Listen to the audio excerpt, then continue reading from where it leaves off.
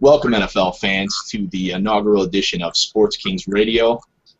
Our panel tonight's going to feature a few very intellectual sports guys. We have, from our Sports Kings Down and Distance site, Austin.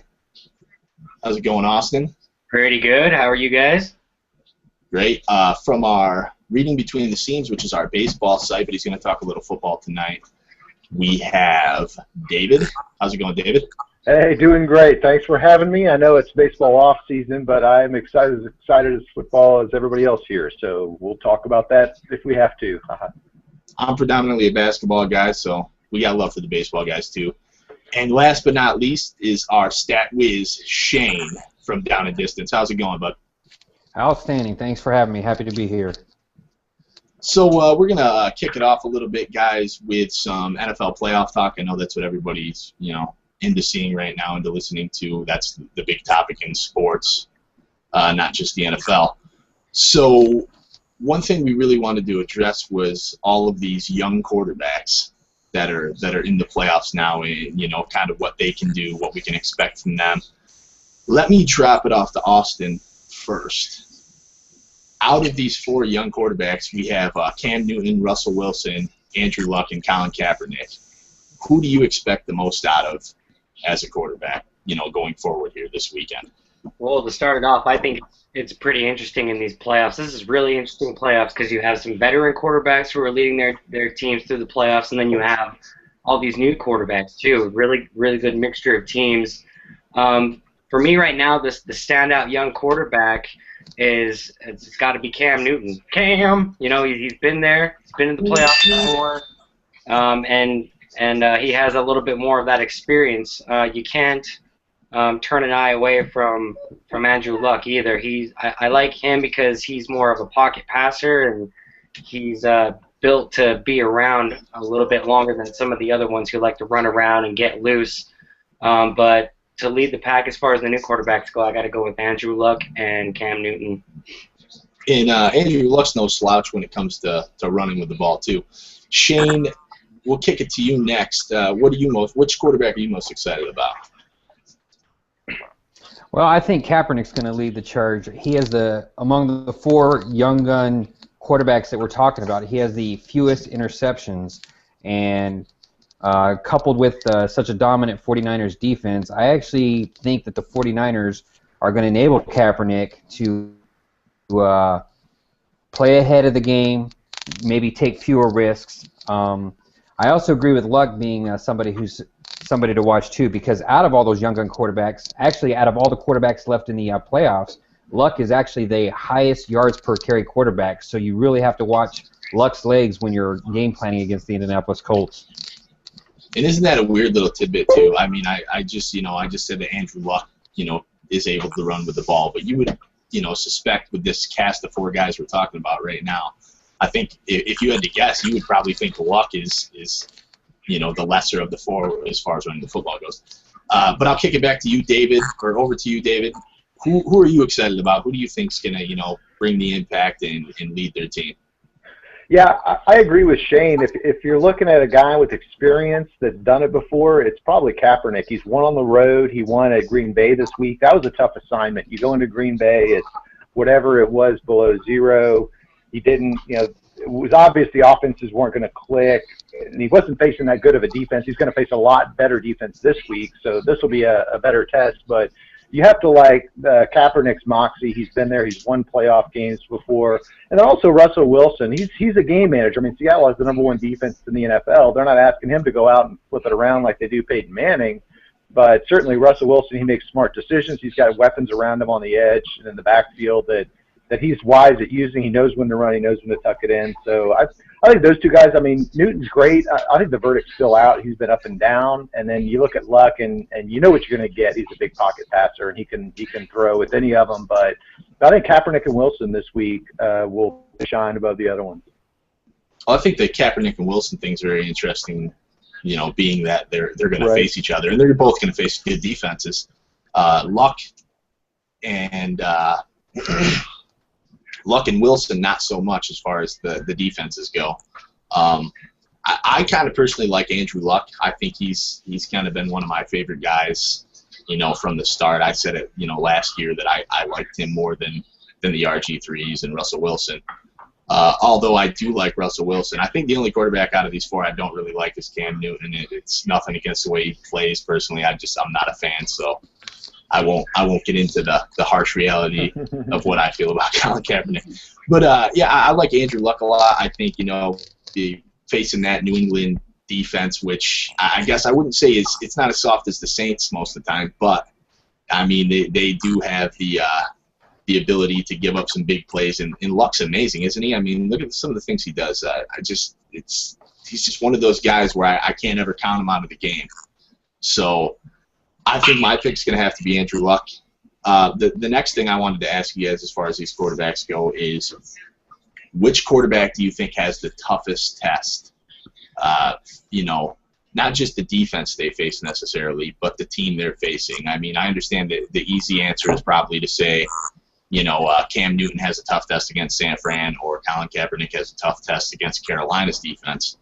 But, these other guys are obviously Russell Wilson's not facing a tough defense, and Andrew Luck's not facing a tough defense, but these guys are going to be facing tough offenses. So who do you think has the toughest road of those four quarterbacks this weekend?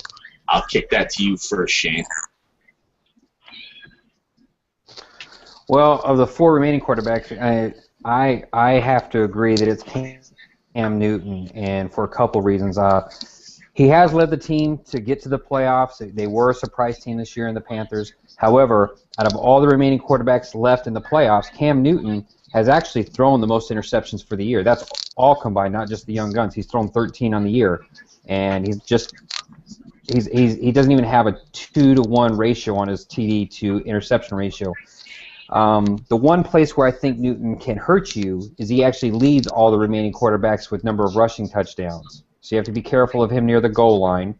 One other thing that I worry about with Cam Newton heading into this game versus San Francisco is Cam Newton is the second most sacked quarterback remaining in the NFL. He's got 43 sacks on the season as opposed to Russell Wilson's 44. So I think Cam Newton is going to face the toughest test heading into the divisionals. Just that big, tough, rugged 49ers defense breathing down his throat all game. How about you, Austin? Which quarterback do you think has the toughest test this weekend of the four young guys? Well, I got to define toughest test in a different manner, more psychological perhaps, and I think it goes to Andrew Luck. He's taken over a franchise that was once led by Peyton Manning, and he's going to be heading into Gillette Stadium to go against, one of the Colts' biggest rivals, especially in the playoffs. I mean, how many great years do we have of that Colts and Patriots matchup during the regular week? I think he's got some big shoes to fill, and he's got to prove that he's the man in charge going forward in Indy. And we kind of saw over in Cincinnati with Andy Dalton, with all the picks that he threw, you can't continue to win games when you keep turning the ball over like that.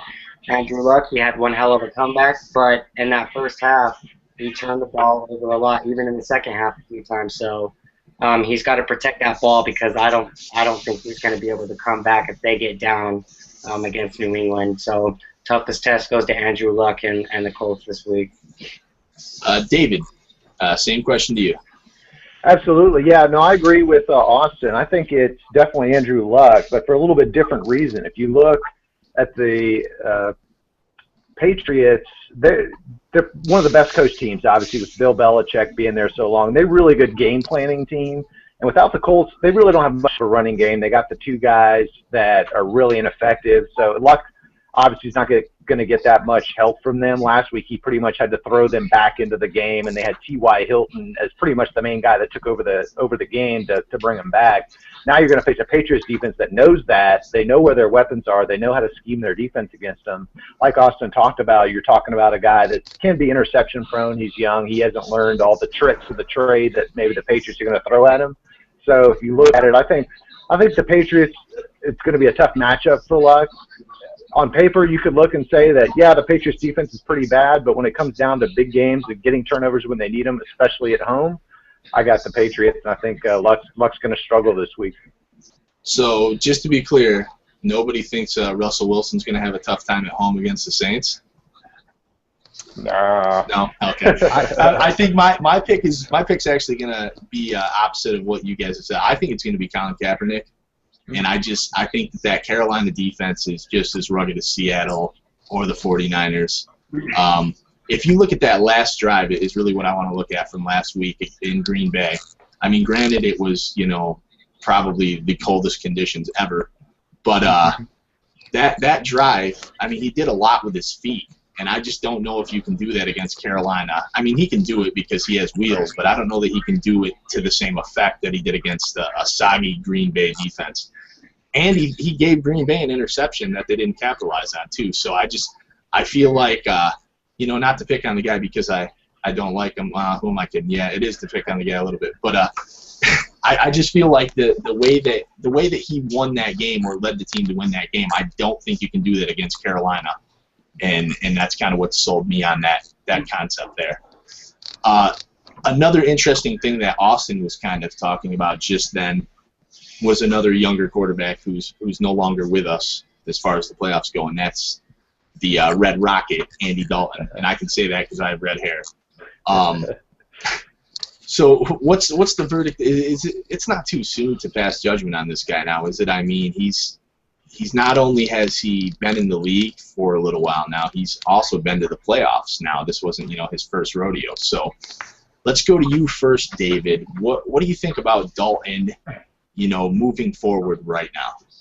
Well, I think it is too early to pass complete judgment, but I think we've definitely defined that he's not going to be an elite quarterback. I mean, guys like Drew Brees and Aaron Rodgers came into the league, and you could kind of tell that they were the type that were going to be able to get to the point at which they could take over games. That's the thing about Dalton that I just don't see his ability to take over games. He had multiple opportunities last week to go against San Diego and lead the team down the field. Now, he doesn't have that many great weapons around him, but he had the ability to make some plays, and he just didn't.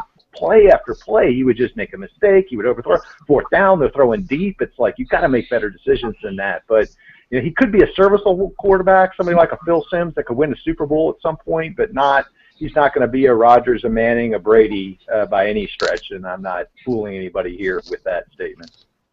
Austin, how do you feel about this same question with Andy Dalton? You're the one that brought the topic up, so unleash the Kraken. Right. I can't sell on Andy Dalton, but I definitely can't really buy. You gotta look at the whole state of the franchise this year in Cincinnati. They were playing in a division that was theirs. It was their year. The Browns are the Browns. Pittsburgh and Baltimore were set back, of course, not as good as they were previous years. This was Cincinnati's year. He has a great cast around him, a lights-out defense. He's got A.J. Green.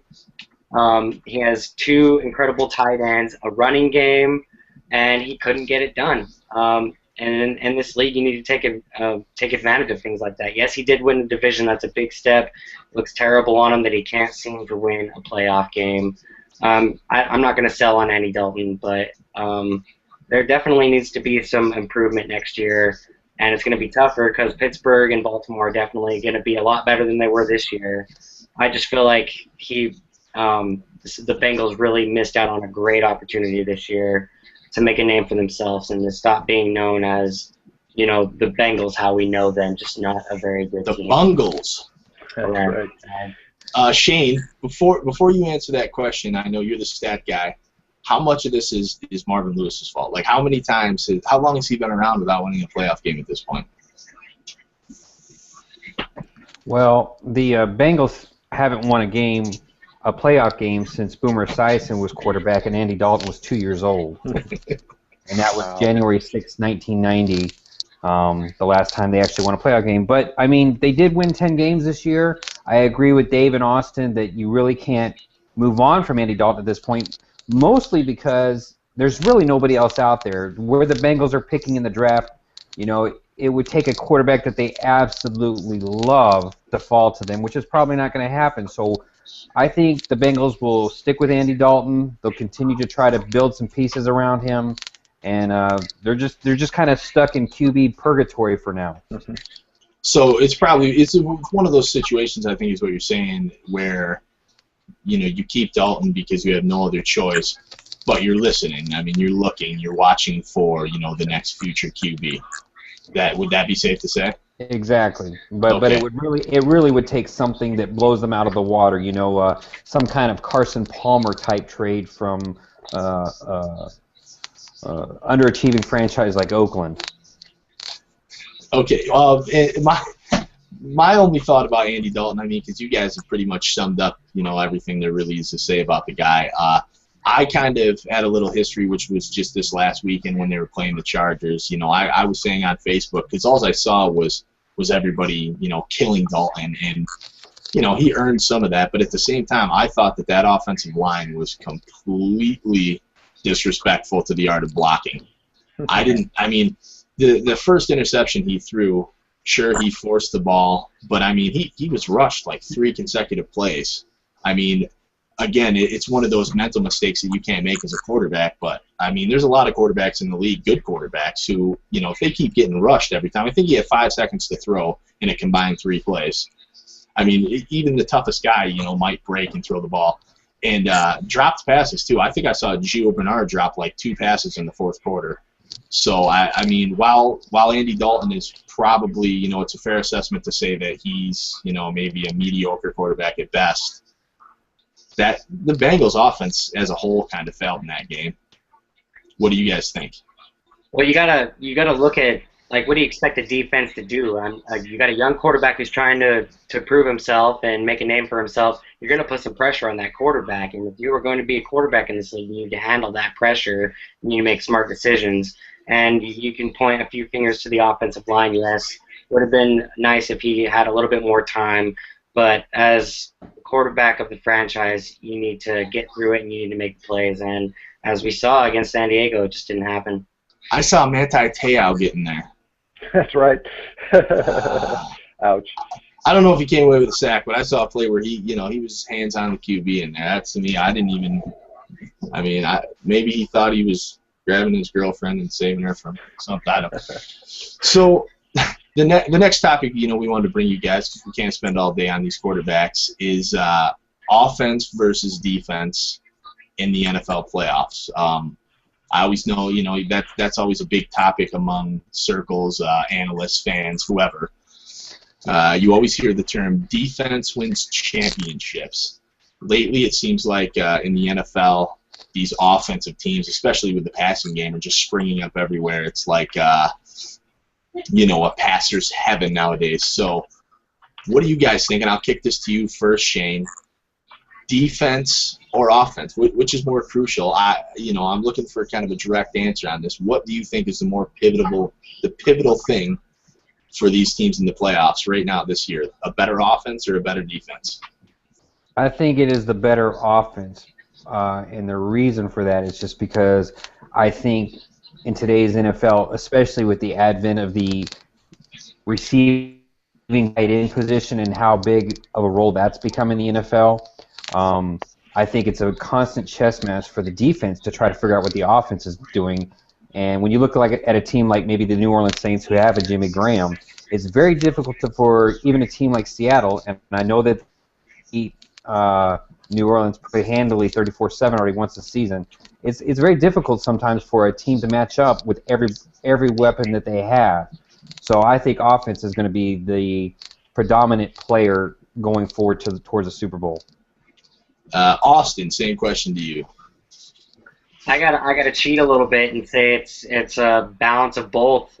Hate to cheat like that, but defense is very important. Let me stop you though. If you had to choose one, because I made Shane choose one. Let's be fair. If you have to choose one that you want more, is it the offense or the defense? All right. Well then, as a Patriots fan, we've always had a great offense, and we haven't won one for a bit. So I'm probably just have to go with defense then. No Giants around this year, so maybe you guys will be okay. David, same question to you. Would you rather have, if you have to pick, shot out of a cannon, you got to pick the defense or the offense to lead you to the Super Bowl title? No, there's no question. There's no question to me. It's defense. Look, I like offense as much as the next guy, but how many times has Peyton Manning been in the playoffs with a high-flying offense and ended up flat on his face? Because at the end of the day, facing a good defense And with his defense not being so good, typically you see this other team run over him, and you shrug your shoulders. And I'm a Houston guy, so Houston Oilers back in the day had that run and shoot offense. And hey, we lit it up in the regular season, but you get to the postseason, you can't stop anybody. And now you're looking at the NFC teams, and the Patriots reference that Austin made a while ago is great.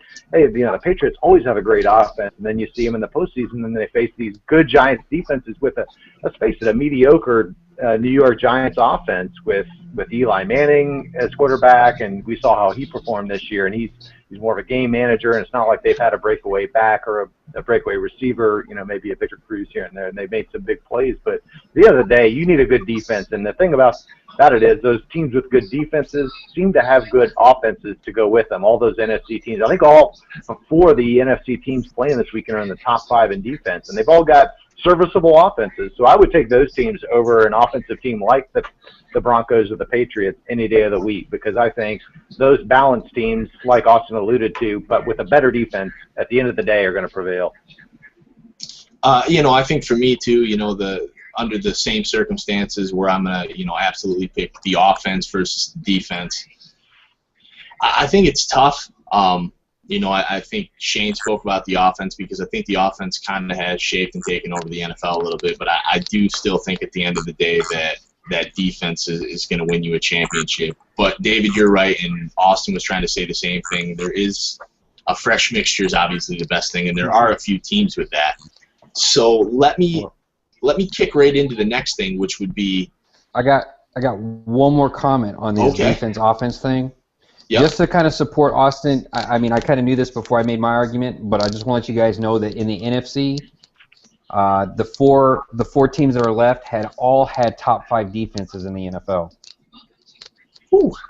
Yeah. So let's kick in, and this isn't changing the subject. This is just kind of a little evolution of this topic here, and it would be, which team do you think has the most balanced attack of both offense and defense? Not necessarily the best defense or the best offense, but the best balance of the two. Austin. New Orleans Saints, all the way. I firmly believe that. You can't count out Rob Ryan. He's been in the league for a long time. Dallas made a mistake getting rid of him. He's really brought that defense back up. They're one of the better defenses in the league now. And then you have Drew Brees, who's already been there and done that. And it hasn't been that long since it happened. And then they have a good, solid running game. They are missing Pierre. They can still get out on the flat on a quick get out to Sproles. And those receivers aren't doing too bad for him there. When you got Drew Brees, you're in good hands. And when you got a defense that's going to give Drew Brees the ball back, it's looking really good, even against a team like Seattle. Can we quit calling Darren Sproles a running back? Because I don't remember the last time I saw him carry the ball from the backfield. Shane, you seem to really like Austin's comment there. So who do you think is the best balance of the two? It's not even close as far as when you were talking about balance, where one team has a good offense and a good defense. New Orleans Saints are the only team, in my opinion, left in the playoffs out of both conferences that has that balance. They are number 4 in overall offense, and they're number 4 in overall total defense.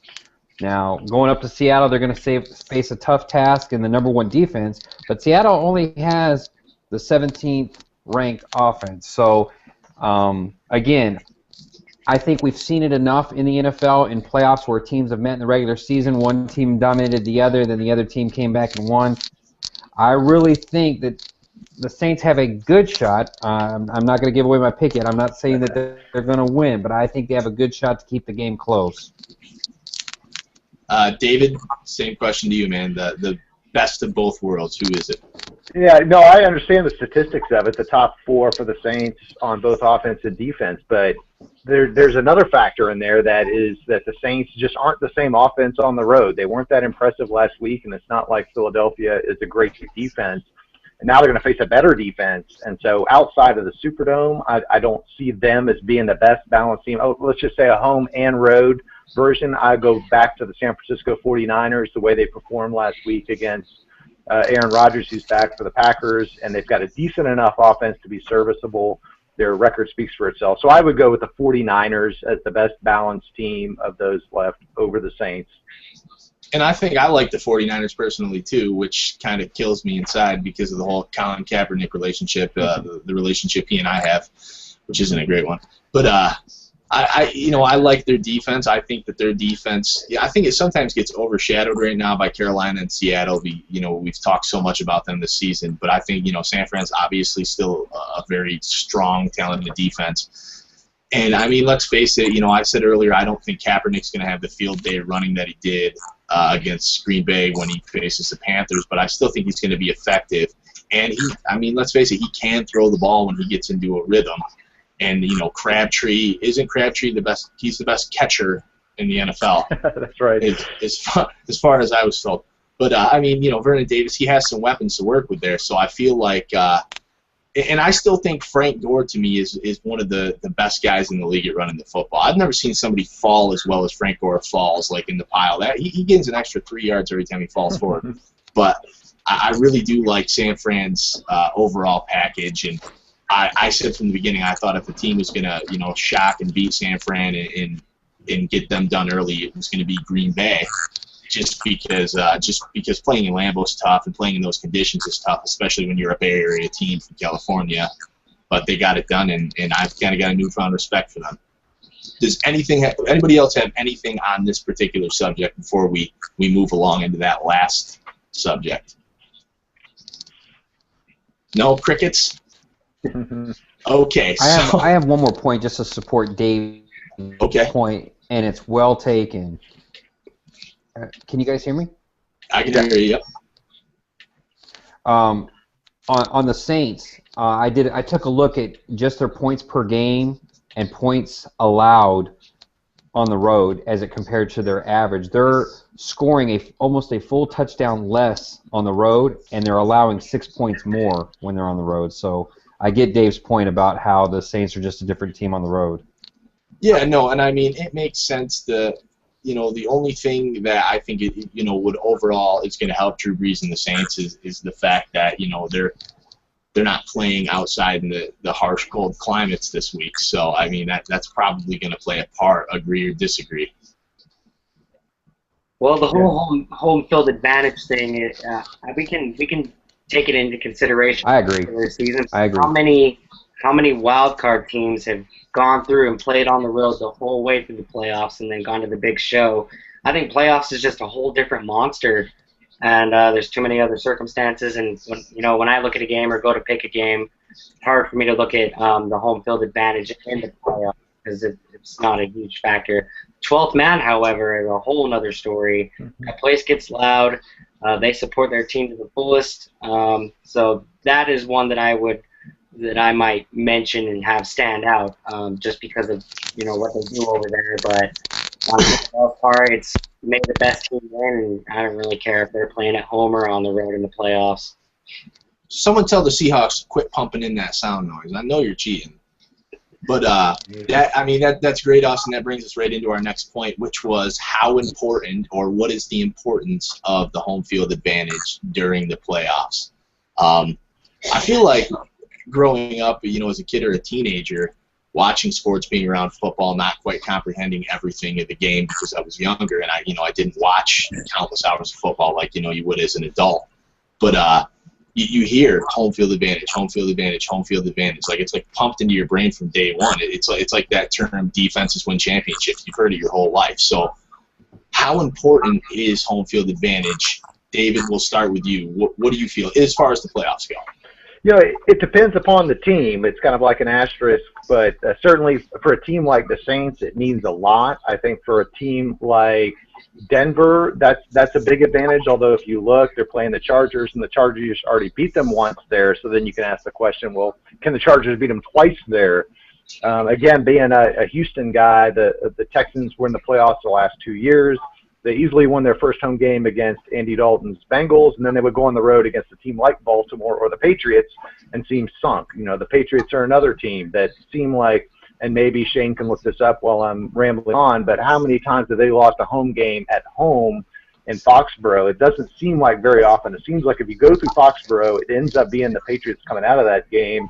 And that's, of course, Seattle's going to be there too. The one matchup I want to look at is San Francisco-Carolina matchup, because Carolina had a lot of home games in the playoffs to benchmark their performance against. So I think, again, back to my 49ers bandwagon, which I don't like the 49ers any more than Andy does.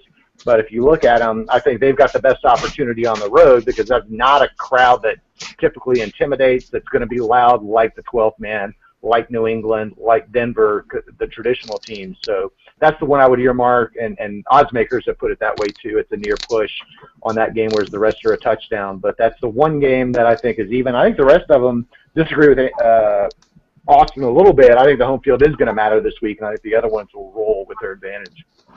So let's, I know he kind of started it off, but let's toss this back to Austin now that the question's been official with the home field advantage. And I know Shane is probably still looking some stuff up, so we're going to give him a second. Austin, how do you feel about the importance of home field advantage? I know you already spoke about it a little bit, but let's elaborate a little further. Right. I think it's anyone's game. The one you just have to worry about the most is New Orleans going to Seattle. We know what Seattle's capable of doing at home. We know what the Saints are not capable of on the road. As far as the other games, I think it's just best team win. You know, the Patriots do have that history of winning at home, great records at home. Best team. Best team's going to win. New Orleans really has to play their best game if they want to win over in Seattle. All right, Shane, I know you're patiently waiting there, so what do you think as far as the importance of home field advantage in the playoffs goes? Well, I think it's tremendously important this year. I think it matters a lot to those teams that are at home this weekend. You take a look, Dave, I already had it ready for you. The Patriots are undefeated at home this year. They're 8-0, and the rest of the other three home teams are 7-1. So, I mean, you take a look at that and how dominant these teams that are playing at home this weekend have been. It's going to be a real challenge for those visiting teams to try to pull out the win, and it's going to be most challenging probably for the New Orleans Saints, who have a well-earned reputation for playing poorly on the road and outdoors. So the Saints actually have the worst road record of any of the away teams. They're 4-5, and everybody else is at least. The next closest team is the Colts, and they're 5-3. So I think the Saints are going to really probably struggle, keeping in mind that I think they keep the game close. I mean, we did see how the home field advantage, you know, being dominant at home didn't really bode well for Cincinnati last week. And I mean, Cincinnati was 8-0. Yeah, and that's the thing it's I don't know. I really don't want to be corny on it, but I kind of want to say any given Sunday, and just that term really applies, I think, especially to the playoffs. Go back to the Giants and their couple of years of just running through people. But I think I have to say that I do think the home field advantage is going to matter. Just given the personnel or the teams that we have left, I think Seattle's going to be tremendously hard to beat at home. Not that it's impossible, but it's a tough place. You guys spoke about Denver. Denver's going to be a tough place. I hope it's not too cold for Peyton. And Foxborough obviously is another one. If you know, some of these teams though, like San Fran, just looked unfazed by the weather in Green Bay. And to me, that's still amazing. You know, they just went there and they took it. And you know, Carolina. Do they have fans in Carolina? I mean, I don't see Carolina as a huge football town, but I think, you know, the home field advantage, given who we have left, is going to be important. If nobody else has anything on the home field advantage, the importance of that, we can roll right into the predictions part of this show. One more thing on the home field advantage. The 4 teams last week weren't playing with a bye week. The 4 home teams this week are playing with a bye week. Now, the bye week can be a double-edged sword, but I think for the most part, the teams that are playing with the bye week are in pretty good shape to accept that, get a little more healthy than the teams that had to battle last week. I've always kind of wondered with the bye week, does that, like, I mean, I understand, like, the rest obviously helps, especially with football being, you know, such a contact sport, but in a way, I've always kind of felt there's an advantage to the teams who already played once they advance. I mean, take Kansas City, for example. I mean, they didn't have anything to play for in that last game, and And you just saw them crippled with injuries in that game against the Colts. Do you think that has anything to do with them kind of taking it easy and slowing down? I just feel like they lost a little bit of their routine and their workload. They took a week off. You want to go with another saying. Take a week off in the NFL, and I wonder if that's something that happened. As far as another point on home field advantage, I'd give another edge as far as climate goes to Denver, being that it is mile high. It affects endurance a lot more over there. They play there, the Broncos, of course, so they are acclimated to that. And any team that goes in there that isn't very familiar with it is going to struggle. There's going to be a lot of oxygen on the sideline, and endurance might be a factor, especially late in the game when it counts. Does anybody care to comment on that? Agreed. All right, so let's kick into the last little segment of this, and it's going to be our predictions for this week's games. So we have the 4 games. Let's jump right over to the AFC first, and we're going to talk Indiana at New England. And I'm going to start with the New England fan, Austin. Who do you have winning, and give us a score? All right, well, we do have the home field advantage, and you can bet that Bill Belichick is going to take away T.Y. Hilton, something that Andy Reid failed to do. I mean, I don't know why you just couldn't double cover that guy. He's getting all the workload there when they're trying to come back. Put 2 bodies on him. I guarantee you Belichick isn't going to mess up there. As long as they try to keep all the big plays down, I feel that New England is going to move on, and Andrew Luck is going to have another one of these learning curve seasons, and is going to continue to grow, and we're just going to have to wait a little bit longer to make a further push into the playoff. I'm going New England. Let's do 27-20 New England. 27-20 New England. Okay, how about you, David? Yeah, New England, Indianapolis. I definitely think that New England, again, at home in the playoffs, they aren't that beatable. Belichick knows how to game plan. I'm going to go 31-21. The Patriots will take them. I think, of course, Indianapolis will get their moments, but at the end of the day, New England will exert their force. All right, Shane, what is your pick and what is your score? We know Shane likes the odds, so let's hear it. I think this will be the most lopsided game of the week. I give the New England Patriots big-time home field advantage. I do believe that they will take away Ty Hilton. I do think they will give up some points, but I put the final score 38 New England Patriots, 24 Indianapolis Colts. All right, so to stick with the trend, I'm picking the Patriots to beat the Colts as well. I just think Foxborough is going to be tough.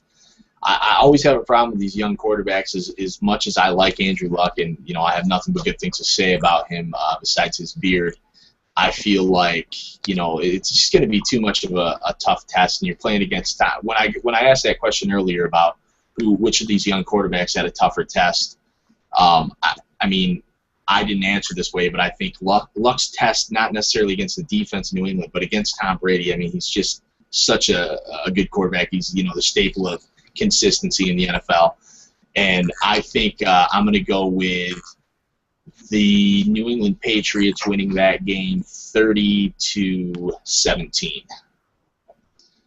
So we can move on to the next game in the AFC, which is going to be my boys. No, I'm just kidding.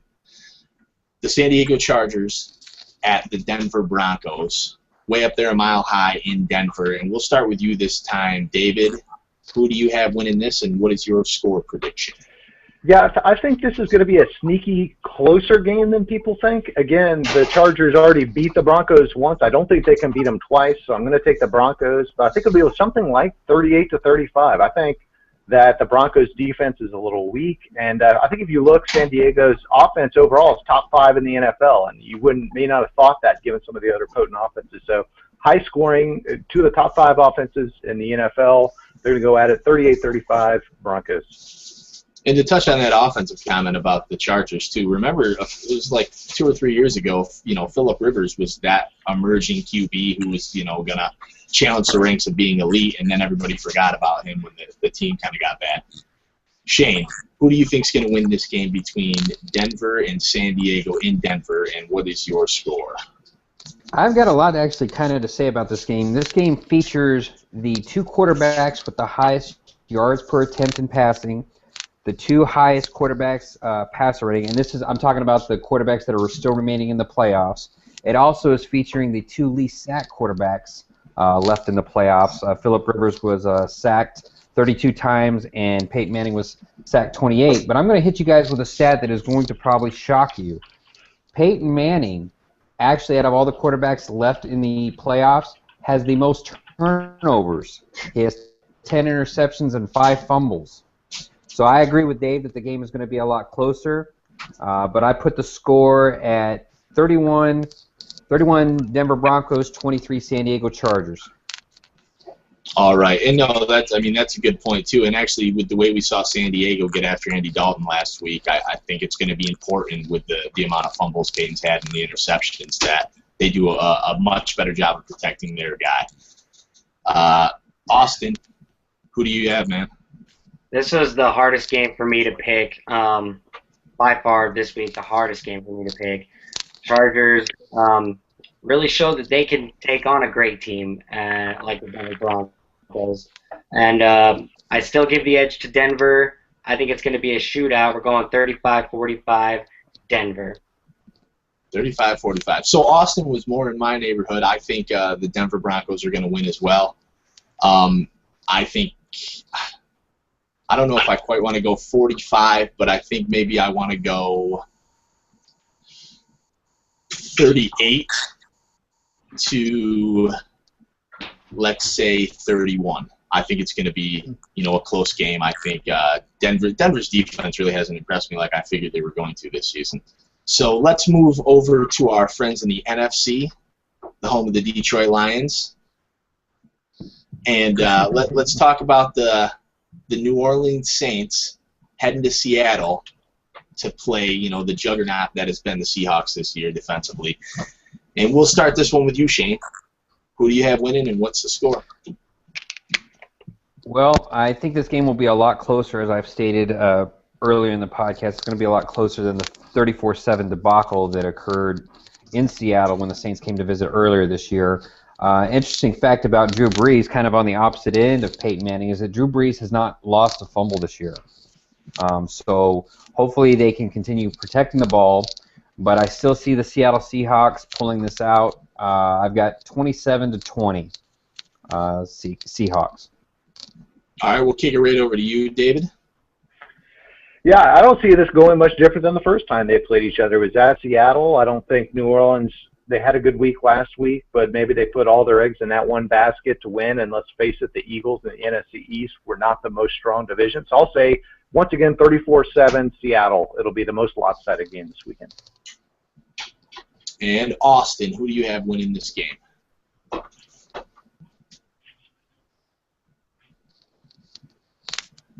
think we might have lost Austin for a second here. So let me give my pitch real quick. Hopefully his malfunction will quit and he'll be back.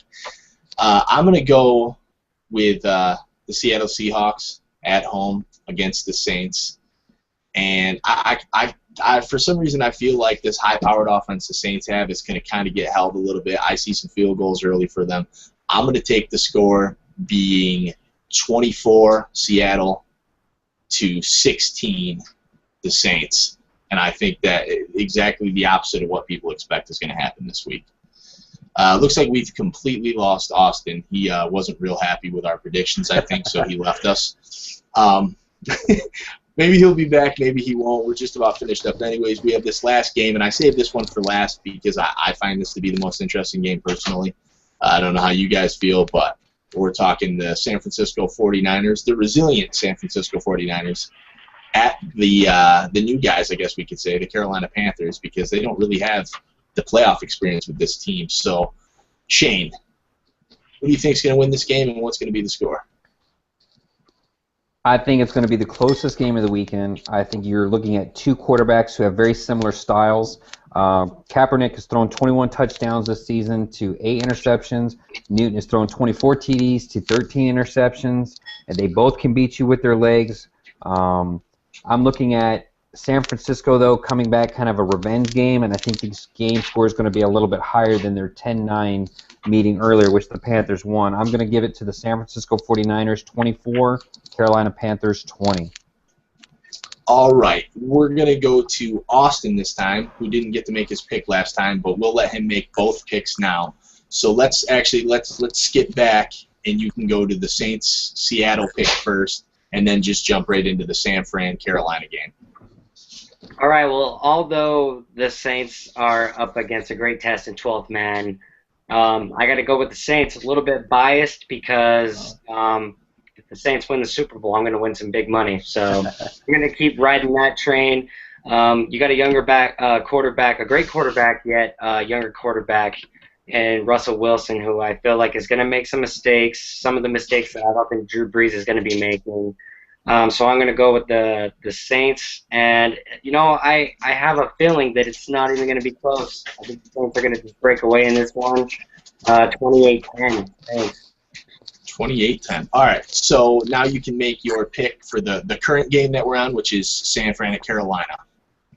All right, well, to make this pick, I decided I would do a little bit of Ric Flair action, and let me tell you, woo!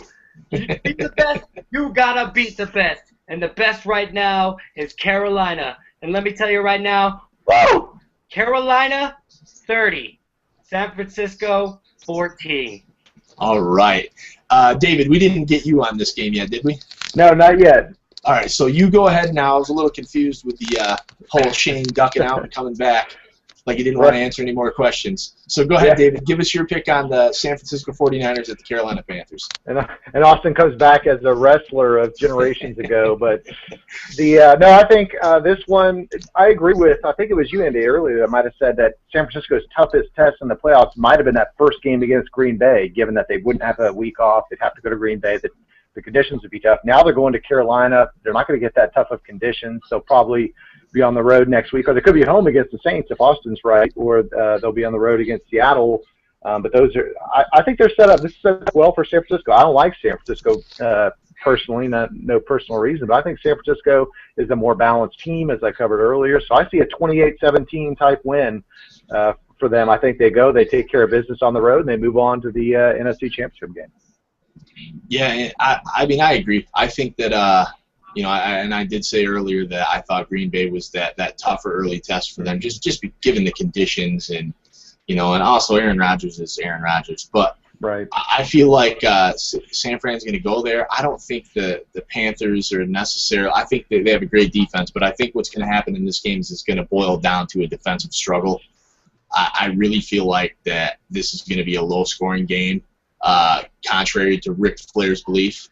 I hate to go against the nature boy. I might get a chop in the chest later for that. But I feel like I think I'm seeing something like 17-13, the 49ers in Carolina. I've said this for a long time now. I think that, they were talking a few months back about, or it was probably a month and a half ago, about who could give the Saints the biggest test in Seattle. And they mentioned, the Seahawks, the biggest test in Seattle, and they mentioned the Saints, they mentioned the Panthers, and they mentioned, I know they mentioned the Lions too, which was incredibly insane because I knew what was going to happen to them. But they talked about Carolina going there, and I always thought for some reason that being such a young team playoff wise, I don't trust Cam Newton. I don't think in the playoffs. I feel like if he makes a couple mistakes, especially against a good 49er defense, that's going to be, a couple of mistakes too many. And I think he's going to be good for at least one big mistake in this game. So 17-13, I think we're going to kind of have a little bit of a defensive struggle, as much as the fans out there don't want to hear about that.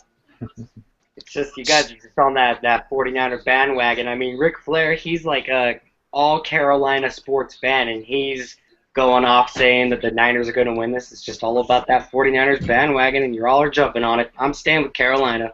I can't go against a guy who has, like a white mullet and a spray tan at that age. So, I got to stick with the nature boy. Anyways, I want to thank everybody for tuning in.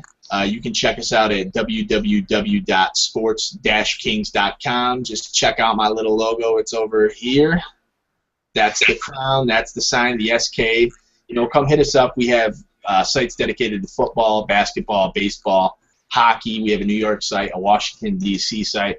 Then we have our main site. All these guys are great staff and writers, and, we'll be doing more of these shows on a weekly basis. And I just really want to thank anybody that tunes in.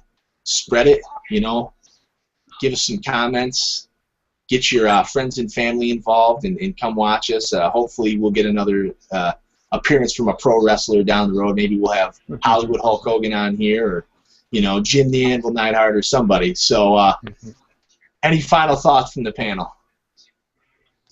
I think if you're looking at a gambler's approach to this, take the NFC and take the under in every game. It's all defense, and then go to the AFC and take the over in every game. And perhaps you'll win 3 out of 4 and then pay for your vacation. And you better listen to Shane, because he told us earlier that he was a degenerate. I am a degenerate. I love to bet on football. It just makes all those games, now that my Arizona Cardinals are out, it makes it really more interesting for me to watch. I'm a terrible gambler. I would lose all my money. So until next time, thanks for tuning in, and have a great day.